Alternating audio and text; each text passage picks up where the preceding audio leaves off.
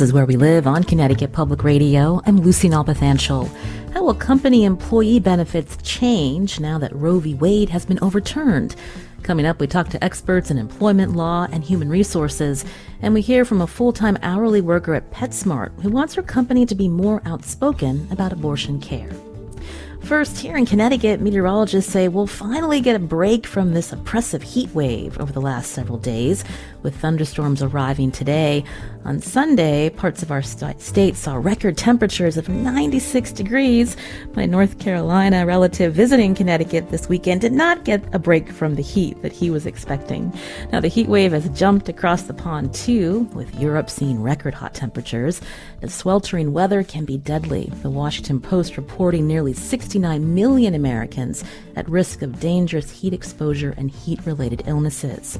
Now, while policymakers here and abroad debate the climate emergency, we wanted to talk about the health impacts here at home. Joining us now on Zoom is Dr. Rachel Dowty Beech. She's an assistant professor in emergency management at the University of New Haven and also coordinates the master's program in emergency management. Rachel, welcome to our show. Good morning, Lucy. Thanks for having me. Our listeners can join as well, 888-720-9677, or find us on Facebook and Twitter at Where We Live. I mentioned these high temperatures we've seen in our region, Rachel, leading to heat advisories, and I understand there's different levels of heat warnings from advisories to emergencies. Can you talk about the differences? Yes, it can actually be quite confusing to people who aren't in the know about the different types of systems that are used to rank heat warnings and heat advisories. Sometimes people will hear levels, considering how extreme the heat is. And if you're under, say, a level 2 heat advisory, that means that you're one away from being an extreme heat event. So level 1 is the most extreme type of heat event, and a level 4 means that there is no event. But it can get extremely confusing because the heat advisory and excessive heat watches and excessive heat warnings are also issued by the National Weather Service in some instances, and they can depend on your location in the United States, whether you're east or west of the Blue Ridge Mountains, and the timing of the event. So if it's going to be within 12 or 24 hours, if it's going to be within 24 to 48 hours. So the big things for people to know when they're considering their own safety during a heat event is to pay attention to the temperature and the heat index, which tells how much humidity is in the air, and that affects how we feel the heat with our bodies, how our bodies can actually cool us off using sweat that evaporates from our skin. But if the air is filled with humidity, that sweat can't evaporate as easily, and so our bodies are under additional stress. So over the weekend, the high was 96, I think, on Sunday, but we heard meteorologists saying with the heat index, it'd feel like more like 100 degrees, Rachel. Exactly. And so these types of advisories and these levels are to warn people to stay out of the sun, to make sure that they are either in an air-conditioned environment, or if they can't get to one, to take actions that will help to cool the temperature around them or make sure that their bodies aren't producing additional heat through work or strenuous activity. You know, some of us, when we see these forecasts, we're like, okay, we're just going to stay indoors, have the AC cranked. But this really is concerning for people with particular health conditions like asthma. Yes, very much so, especially people who live in urban areas. The heat reacts with nitrogen oxides that are given off by cars and power plants, industrial boilers and refineries, and can create ozone when combined with heat and sunlight. And the hotter it is, the more ozone is produced. And so people with asthma will get that. Ozone is a primary ingredient in smog, what is commonly known as smog, the air pollutant. So during these heat events, especially in urban areas where there are a lot of cars and there's a lot of heat produced, not just from the air temperature, but also from all of the hardscape, the concrete and asphalt absorbing the heat, that can make those types of symptoms, as you say, with people in asthma, a whole lot worse. I mean, when you mention urban areas and the infrastructure, all the concrete, I'm thinking about what we hear as urban heat islands. Yes, they're actually, they do create their own weather patterns at times. The amount of heat that's absorbed by all that asphalt and concrete is given off at night, which can, of course, heat up the nighttime, which is the time that we're supposed to be cooling off. And that can make the urban areas and areas that have a lot of that kind of hardscape concrete even more susceptible to these heat events. Many cities are now trying to provide more greenscaping and soil that can help to offset those effects of the concrete, and also to clean the air with the photosynthesis that happens with the leaves and the plants. There's been studies that show buildings that have rooftop gardens, like skyscrapers that have a garden on top, can actually cool the building temperature inside because the top of the roof is not absorbing all of that heat. It's helping to reflect it, and the soil and the plants offset that heat absorption. I know we've talked about tree planting on our show before, but do you know of any in the urban areas that have these rooftop gardens that they're implementing, Rachel?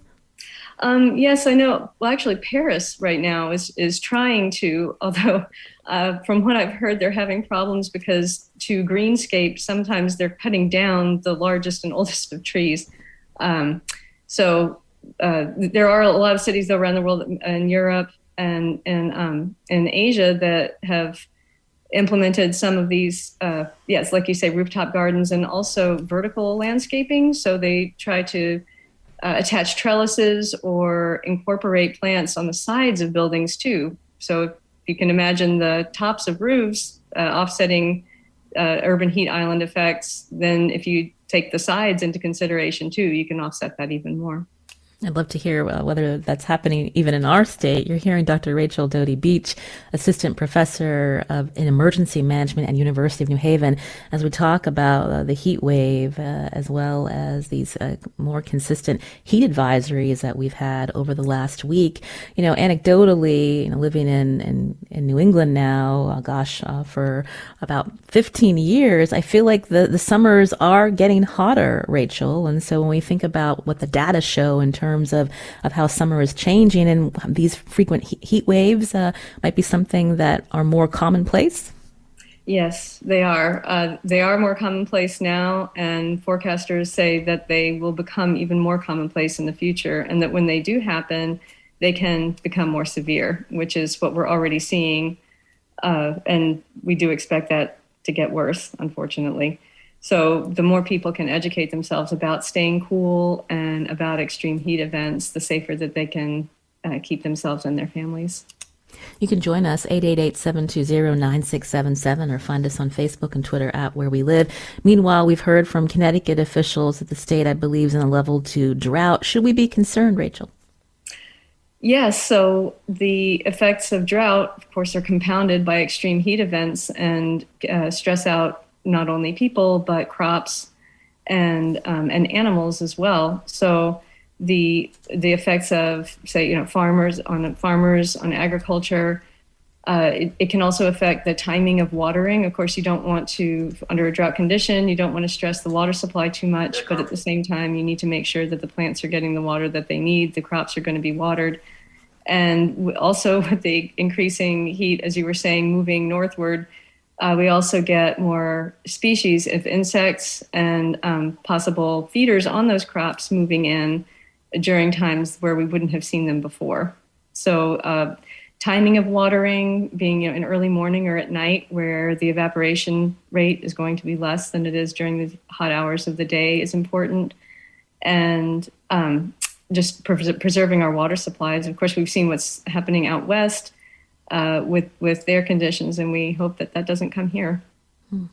When it gets hot, people will head to local lakes and other bodies of water, but we know that extreme heat also impacts these areas, including algae bloom. I just saw a story that Fox 61 did, a Coventry Lake closing because of an algae bloom. This is really problematic when we think about ways people want to stay cool. Absolutely. Lakes, ponds, rivers, and streams, especially bodies of water that don't have a flow, are more prone to collect high concentrations of, as you say, algae or bacteria that can be harmful to our health if we try to swim in it. So the lower the water level, it's just if you have some things in a body of water that are dangerous to people and you lower the water level, but those things stay at the same concentration, you're going to have a higher concentration of them. So you're more likely to feel the effects if you bathe in them. And yes, as you say, that's going to affect the range of opportunities that people have to keep themselves cool during these events. Given that your expertise is in the field of emergency management, how are you seeing, local governments and others responding to these more frequent heat waves? We know that there are cooling centers, of course, but I'm wondering if you can talk about long-term planning. Yes, long-term planning is tied into those sorts of questions about climate change, as we've seen in terms of policy and the way these things are approached. And like you say, the immediate, the short-term response are things like opening cooling centers, making sure people have places to go during these heat events, making sure that there's water available for drinking. Different municipal areas have different plans, and then rural areas really are more concerned with the effects of, say, as you say, like the water levels, making sure warnings are out for swimming areas when the water is dangerous to go into. And so there is a definite difference between, as you say, the short-term range of emergency responses versus the longer range and long-term planning when it comes to emergency management of these events. And the predicament that we're in, again, with these heat waves, with the strain that is placed on our electric grid, but also when we think about the ozone, the emissions coming from all these air conditioners churning. Rachel, I wonder if you can talk about that. Yes, that's actually there are many conversations happening about that now. One of them that people may be interested to hear about are the issue of using heat pumps more than air conditioners. This is growing popularity in Europe right now, and even some governments are giving people incentives, monetary incentives, to install heat pumps or cooling. Heat pumps they're not a brand new technology. They've been around for quite some time, but they've been improved a lot in the past 20 or so years, where, to simplify things, they look like an outdoor central air conditioning unit, but their function is to pump hot air out of an enclosed space and cool air in during hot weather, and then pump hot air in and cool air out during cool weather. And they take up significantly less electricity than conventional air conditioners or heaters, furnaces. So they also are low emissions. So they can really help with that stress on the grid, as you were saying, in these kinds of events.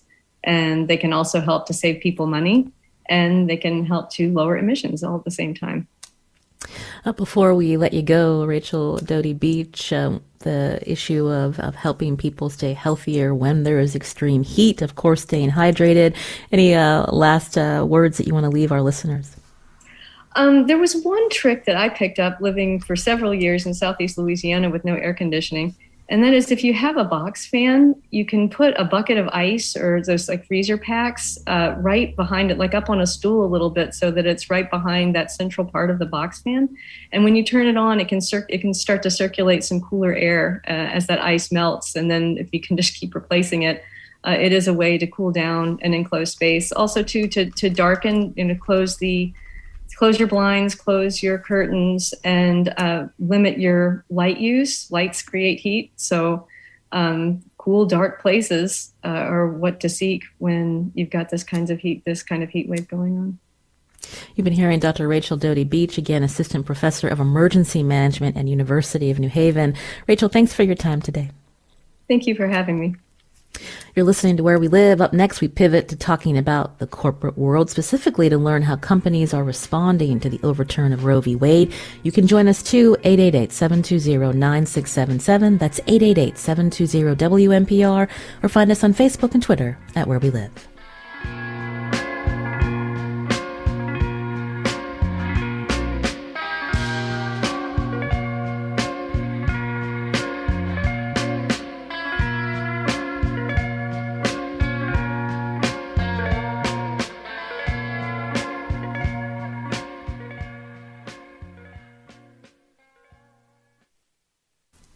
This is Where We Live from Connecticut Public Radio. I'm Lucy Nalpathanchel. Now, when Roe v. Wade was overturned, Connecticut Governor Ned Lamont recorded a video message earlier this month, appealing to business owners in other states.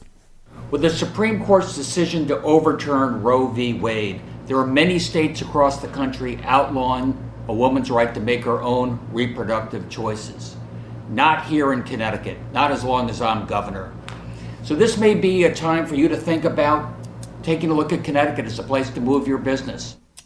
Now, Lamont is currently seeking re-election against GOP opponent Bob Stefanowski. The Connecticut Mirror reported that after the video message went out, the state's business development organization, Advance CT, had received at least one inquiry from a woman-owned company in Ohio.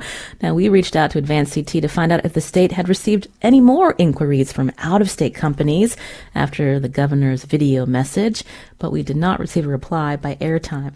Now, we wanted to talk more about corporate America to learn how companies have responded with Roe v. Wade being overturned. How will employee benefits change? Joining us first on Zoom is Mike Golden, lecturer and director of advocacy at the University of Texas School of Law, an employment law expert. Mike, welcome to our show. Good morning, Lucy. Thanks for having me. Our listeners can join as well. What do you want to know about how Roe's overturn will impact the workplace? Our number, 888-720-9677, or find us on Facebook and Twitter at Where We Live. Mike, I'll start first. What was your reaction with the decision? Well, you know, as a lawyer and a law professor, my first reaction was professional, which is Roe v. Wade was the law of the land for almost 50 years, longer than most people who are principally concerned about it were alive. And the sort of dramatic rightward shift of the Supreme Court and the massive departure from 50 years of precedent was a kind of a stunning blow. And most people in the legal community, frankly, even those who may support stronger restrictions on abortion, were pretty surprised when the draft leaked to see that the court was willing to go that far. So when we think about you as an employment law expert, rather, and thinking about how companies have responded, I'm wondering if you can talk about what you're seeing and how recruitment and retention of workers may be impacted. Well, sure. So, in June last month, the unemployment rate was 3.6%, which is a massive historic low. And what we're seeing is here in the midst of what the media is calling the Great Resignation, what we're seeing is an unprecedented level of competition for talent when employers are out there looking for employees or looking to retain their existing employees. In mid-July, McKinsey had a survey that said 40% of workers in the United States are thinking about leaving their jobs. In an environment like that, employers are looking for any kind of advantage they can find in the recruiting wars, right? And so as the Dobbs decision came down and overturned Roe v. Wade, and as we're about to start seeing a ton of conservative states increase or implement restrictions on abortion, this is just one of many tools that we're going to see employers continue to use in terms of trying to recruit and retain employees. You heard your governor, that clip that you just played, your governor is talking about it right now, which is, hey, move your businesses to Connecticut. You're going to see employers use that exact same kind of pitch, which is we are already in a state that is friendly for women's health care, so please come here and work for us. Or B, no, we're located in a state that's not as friendly towards women's health care, but we're going to implement policies that allow you to access these kinds of health services as almost as easily and cost effectively as folks who live in those states. And if a company isn't being forward about what their benefits are, you might see some potential employees, before they agree to work for a company, scrutinize certain benefit plans. Will it cover abortion care? Would I be reimbursed if I were living in a state that had restrictions on abortion? We know that there are funds to help people travel to states for abortion care. I'm wondering if you can talk about that. Yeah, and this is really where the Great Resignation and the 3.6% unemployment rate really start to factor in, which is just a couple of years ago when employees were applying for jobs, and even those who thought that they had enough power to negotiate, what did employees talk about? Salary, vacation time, job location, remote work, as that became more popular.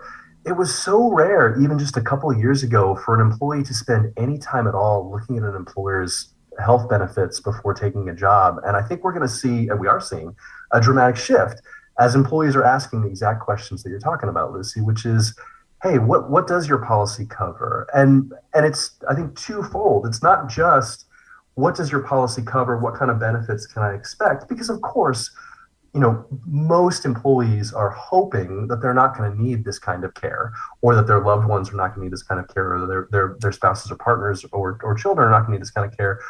But you take that one part, which is what kind of benefits are available to me, and then you take the second part, which is, are you, as an employer, as a company, are you willing to make a public statement about this? Are you going to take a public stance, and does that align with my values as an incoming employee? When you mentioned taking a public stance, we're going to be hearing from an employee of PetSmart coming up. She's looking to hear more from her employer about, the benefits to her and her colleagues. But when we think about some of the, I guess, how a company would assess legal ramifications, if they employ particular staff in a state with restrictions, you're in Texas. We know that part of the law is if someone is seen as aiding or abetting abortion care, that there will be a penalty for that. Yeah, so this is going to be the legal question that we're going to see over and over again, right? And so here in Texas, which, as if anyone of your listeners need to know this, is very abortion unfriendly, right? Just a couple weeks ago, a group of legislators in our state legislature called the Texas Freedom Caucus, which is just short for very, very, very conservative state legislators, sent a letter to, of all places, a law firm, a large employer here in Texas, called Sidley Austin, who was offering this kind of benefits to employees. And these folks, these state reps, sent a letter saying, we think you're violating the law. We think you're subjecting yourself to criminal prosecution. And, oh, by the way, even if you're not violating the law, when the legislature reconvenes in January of 2023, we fully intend to pass more laws that will make sure that we are criminalizing or penalizing the kind of behavior that you guys are engaging in, which again is offering whether it's travel reimbursements or cost of healthcare reimbursements for folks who travel outside the state of Texas to get abortion care. Again, you're hearing Mike Golden, lecturer and director of advocacy at the University of Texas School of Law, also an employment law expert, as we talk about how the corporate world is responding to the overturn of Roe v. Wade. You can join us, 888-720-9677, or find us on Facebook and Twitter at Where We Live. I'm curious, of the companies that we have heard, these major companies that have come out and expressed their commitment to cover abortion care and potential travel costs, any companies where you were surprised about their statement? I can certainly say there were many companies that were just sort of obvious to me, right? Like Starbucks. That's pretty obvious. This is a company with a very, liberal public face. A lot of tech companies you would think of. Tesla was a bit of a surprise, given their CEO's sort of rightward bent, if you will. But what you're not seeing is companies that are truly targeting their consumer base with people who are right-leaning folks. Like, for example, I don't expect to see Walmart making this kind of a public statement. Even if they ultimately decide to offer these kinds of benefits, they're certainly not going to tout them, because you think the overwhelming majority of their customers may not support this kind of stuff. Joining us now on Zoom is Isabella Burrows. She's a 20-year-old full-time hourly worker at PetSmart in Michigan. And Isabella has spoken out about wanting to hear more about her employer about abortion care, given the Roe decision. Again, Michigan, I believe, is a state with an abortion ban that has been blocked in court. Isabella, welcome to our show. Hello, thank you for having me. So we just heard from Mike Golden about how major companies are responding. You've worked for PetSmart, I believe, for more than 2 years. What was your reaction to the Supreme Court decision, and what have you heard, if at all, from your employer? So it's going to be 2 years in September, but my first reaction, I ended up finding out that it had officially been overturned by a customer while I was at work. And at first I was a little bit surprised, but at the same time, we knew this was going to happen. It was a matter of when. And then I just began to feel sad for women and uterus owners out there, because it doesn't just affect cisgendered women, it also affects trans men or non-binary people. And when it comes to work, we haven't heard anything from PetSmart, and I'm not surprised. I never expected to hear anything from corporate or even some level of management about the overturning of Roe v. Wade. They really try not to make any public statements about really big political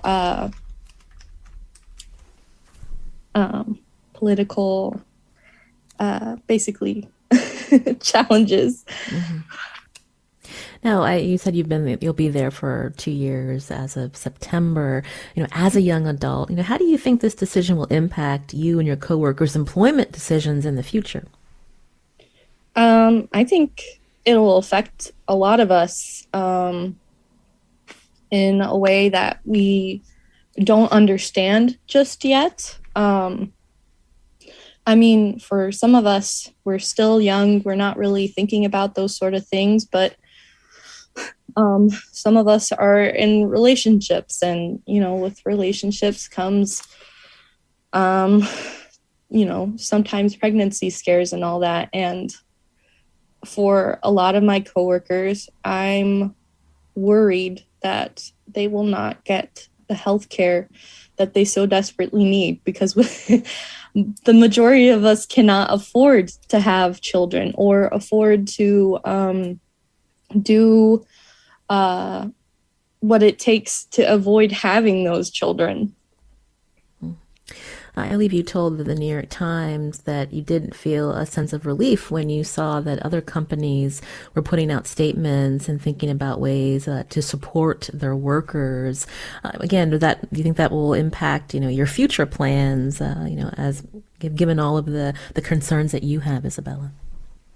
Oh yeah, definitely. I mean, when I leave PetSmart, and I go down a different career path, it will 100% be on my, pros and cons list of working for certain companies. It'll be on that list where I have to wonder, either can I afford to do this on my own, or am I going to need assistance with benefits? Because this is how the world works now. You have to figure it out before you even get there. Mm. Mike Golden is still with us. Mike, I wonder if you can respond to what Isabella shared with us. Well, I mean, I think Isabella's point is exactly what's on the mind of so many people these days, which is, if this is going to be the reality that we're going to live in for a while, and this care is so essential. And, she mentioned that these issues are not unique to cisgendered women, which is true, but not only does it affect all kinds of folks personally, it also affects all kinds of folks through their relationships, right? Whether you're in a relationship with a woman, or you're married to a woman, or you have a daughter, or in some cases a parent, who are going to be subject to these kinds of restrictions. And so I think that we're going to see over and over again exactly what Isabella is talking about, which is not just, are these policies, are these services that are going to be reimbursed or covered or assisted by my employer, but then a step further, which is my employer going to be willing to say that publicly? Because of course policies change too, and I think folks are going to want to know that not only do their employers provide these kinds of benefits, but that they are committed to providing these kinds of benefits. And when we talk about benefits, help paying for childcare, Mike, we know, even in Connecticut, we're in a childcare desert. So many providers closing, not enough early education providers for all the families that need childcare support. Well, I mean, it's just a big, terrible circle when you think about it, right? The Great Resignation has affected every kind of industry, and it's a chicken and the egg problem, right? We know that unemployment is at a historic low, but we also know that women returned to the workforce at a much lower rate following the pandemic than men did. And while we don't have sufficient data to be for sure what's going on, it's obvious that childcare is a significant cause of that problem. And you've got a twofold problem. Part one is there was never enough childcare to begin with. Childcare is expensive, and if your job doesn't pay enough that you can afford childcare, then you find yourself in trouble. But then second, if 40% of American workers are thinking about quitting their jobs, that means 40% of American childcare workers are thinking about quitting their jobs. And when they do, childcare centers and schools are going to struggle to provide the levels of service and support the number of children that they have, which is again going to make it more difficult for primary caregivers, whether they're women or men, to keep their jobs. Looking ahead, when we think about some of the ramifications for employees in states that have restrictive laws, we should expect that some people may be fired for seeking or receiving an abortion, Mike. Yeah, so the United States' employment law is built basically on a concept that's called at will, which means most employees in America can be fired or quit their jobs for any reason or truly no reason at all, which is what a layoff is, of course, is you've lost your job for no reason that relates to you anyway. Some states, not a lot, but about a dozen or so, have laws that we call lawful off-duty conduct laws. And what these are laws that say you cannot fire somebody for doing something when they're not at work that is otherwise legal. And an example that I often use is Colorado, who has this kind of law. Texas does not have this kind of law, by the way. But Colorado has a law that basically says you can't fire somebody because you learned that while they were not at work, they did something that you didn't like, but that was legal. Many states, including Texas, where I live, don't do that at all. And in Texas, you could fire somebody because you found out over the weekend they put beans in their chili, which is kind of a sin here, right? But there are states that protect that. What's ironic about those protections is they actually originated in some of the most conservative states in the United States, which is funny because conservative states tend to have fewer protections for employees. But a lot of those laws originated in conservative states because the type of lawful off-duty conduct they were trying to protect was cigarette smoking. It's cheaper to employ non-smokers if you're an employer. And so employers toyed with the idea of having rules that said, if you're a cigarette smoker, you can't work here. Or if you dip tobacco, either one. If you use tobacco products, you can't work here. Drives up our insurance costs and increases absences and increases the need for break time. So we don't want smokers working for us. And states whose economies had significant contributions from tobacco growers, which are primarily in the South, as you know, passed laws to prohibit that. And some of them didn't want to pass specific laws that said you can't fire someone for being a smoker because then you're revealing that the tobacco lobby owns you. And so instead you pass a law that says you won't fire somebody for doing something outside of work that is otherwise lawful. And what we're going to see, and this comes right back to the way that conservative states are going to try to attack these policies, what we're going to see is as states pass laws that say things like, not only can you not get an abortion, you can't help someone get one, you can't pay for one, you can't drive someone to an abortion clinic. I mean, we're going to see every single one of those kinds of laws in some of these states. You are going to see employers start to, on the conservative side, start to look and say, well, that's a law and you broke the law and I don't want someone working here who's a lawbreaker. We appreciate the context you've provided us. Mike Golden, again, lecturer and director of Advocacy at the University of Texas School of Law. Thanks, Mike. Thank you. Also, thanks to Isabella Burrows from Michigan. We appreciate your time and good luck to you, Isabella. Thank you. You're listening to Where We Live on Connecticut Public Radio. Coming up after the break, we hear from Beth Silvers, co-host of the Pantsuit Politics podcast, and we'll take your questions too. Find us on Facebook and Twitter at Where We Live.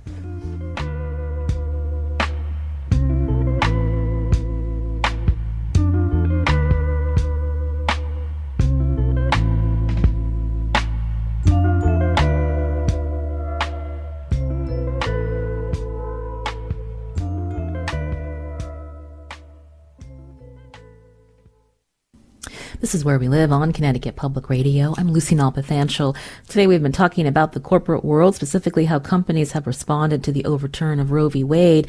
Now, Hearst, Connecticut reported Bloomfield-based Cigna, which has employees in all 50 states, already offers employees and their families travel reimbursement for certain health services, and the company says it's expanding that benefit to include abortion care, gender-affirming care, and behavioral health services in states where access is restricted.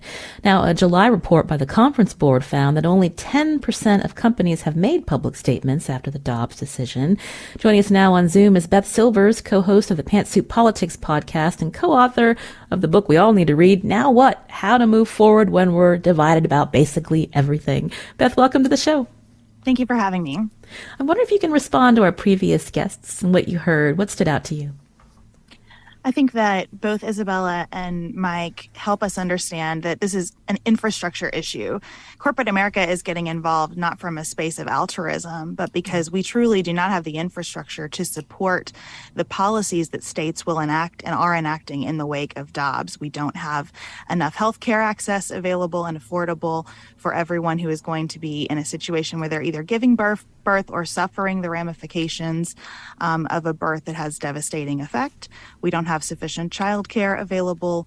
We simply cannot support a maximalist policy on abortion, and that's where we see states going.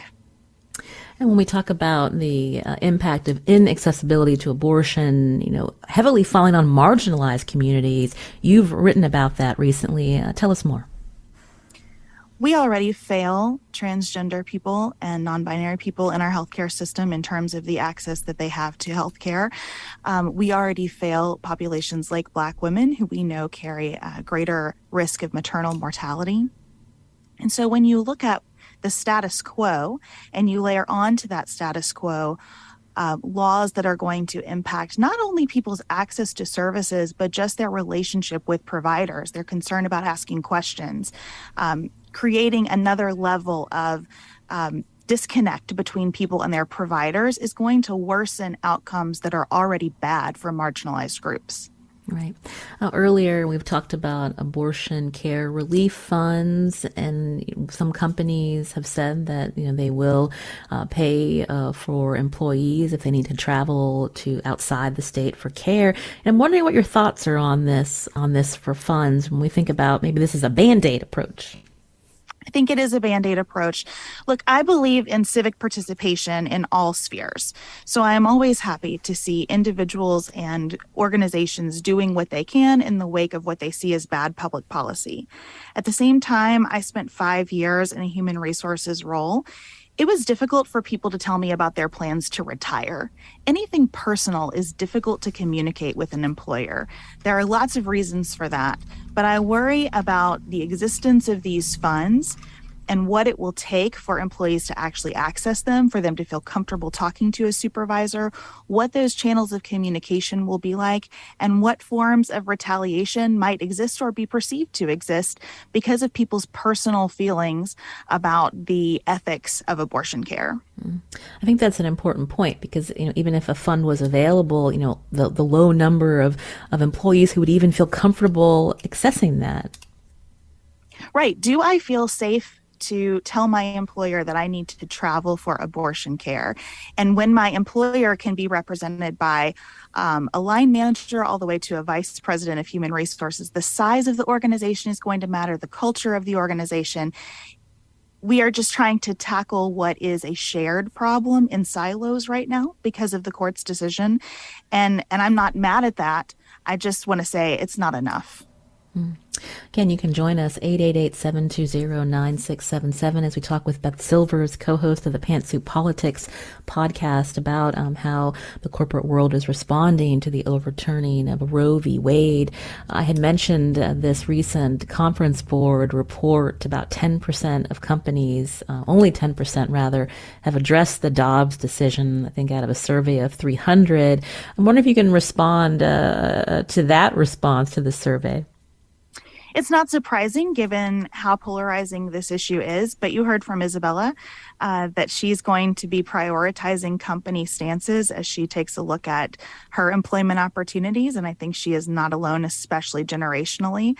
I worry a little bit about how this is going to further exacerbate our sort of red and blue state divides, because I do think, as Mike pointed out, that we're going to see companies making decisions about where do I build a new headquarters, where do I expand assigned in my locations to communicate to employees how they value access to health care. And we could see states that are already economically depressed, which tend to be the states passing the most draconian restrictions on abortion care, further falling behind economically. And I don't think that's a great thing for our country. No, not at all. I'm wondering, though, if you can contrast when, after the murder of George Floyd, the number of corporations that spoke out about the importance of addressing, racial inequality, but, to compare that to, this particular issue, again, whether someone thinks that abortion should be accessible to all, and why so few companies are responding. Is it because of the legal ramifications that they may face in certain states? I think it has to do with the legal ramifications. I also think that we have just, for most of our history, attached a level of shame around sexuality and specifically around women's reproduction. As much as our discourse has come a long way on that topic, I think that the past couple of weeks and the fallout of the Dobbs decision illustrate that we haven't come as far as we need to. We still have a country where a lot of people, when they're talking about being pro-life, are talking about one specific situation that they imagine, a woman who is not married, who doesn't have any children, who has a pregnancy scare and decides to terminate the pregnancy. And we know from data and from people who have worked in abortion care for decades that often we are talking about women who are already mothers. We are talking about people who are in all kinds of relationships. We're talking about people who desperately want their pregnancies and are unable to carry them to term for health reasons. And so we just need to establish a more complex view of this. And we're not getting there, I think, because we still regard pregnancy as associated with sex, and sex is associated with shame and being so private and personal. Beth, given your HR experience, I'm wondering if you can talk about the broader impact of the Dobbs decision from that perspective. I think long term, it is possible that we will see our labor force shrink even further, both because of people who are unable to work because of an absence of childcare, because of the consequences of carrying pregnancies to term that have devastating health impacts. And I think it's possible that our birth rate will decline. We are already hearing young people talking about taking pretty extreme measures, vasectomies, having their tubes tied, like taking these measures to ensure that an unplanned pregnancy is not on the table for them. Couples who have concerns about their ability to carry a pregnancy to term are writing to us and saying, we're not sure if it's safe for us to try to get pregnant since we're not sure how the pregnancy would go, and now we don't have options. So we could see both a population decline as well as the kind of labor force participation decline you would expect to see when you're adding more children into a world where we don't have adequate childcare for them today. Right. A lot of the show we've been talking about benefits for employees and how companies are responding, maybe even using it as a recruitment tool if they're a company that wants to make sure their employees have access to any care that they are seeking. But I'm wondering, in terms of just workplace conversations, advising staff on, should they be increasingly aware of the language they're using, if this comes up at the office? I think this is such a tough issue for workplaces because the truth is people want to talk about these issues. We cannot escape from politics. We cannot compartmentalize, especially when we're talking about healthcare, because we've tied up so much of our healthcare access and funding in our workplaces. I would encourage workplaces to be supportive of those conversations happening, but with some guidance, just to say to people, we don't know what experiences surround us in our workplace. So please be cognizant that you don't have all of the information about your coworkers. You don't know how your statements are going to land. You don't know who you might hurt inadvertently through these statements. So let's be mindful of that. And let's also put some limits on when and where and how we have these discussions so that we're sure the people included in them actually want to be part of them. Right. And everything that you've shared with us, of course, also relates back to the wage gap. Absolutely. I've mentioned that you're co-host of the Pantsuit Politics podcast. I'm wondering what you're hearing from listeners since the Dobbs decision, Beth. We have heard, really since the hearings to confirm Justice Kavanaugh to the Supreme Court, intensely personal stories of sexual assault. And we continue to hear those stories in the wake of the Dobbs decision.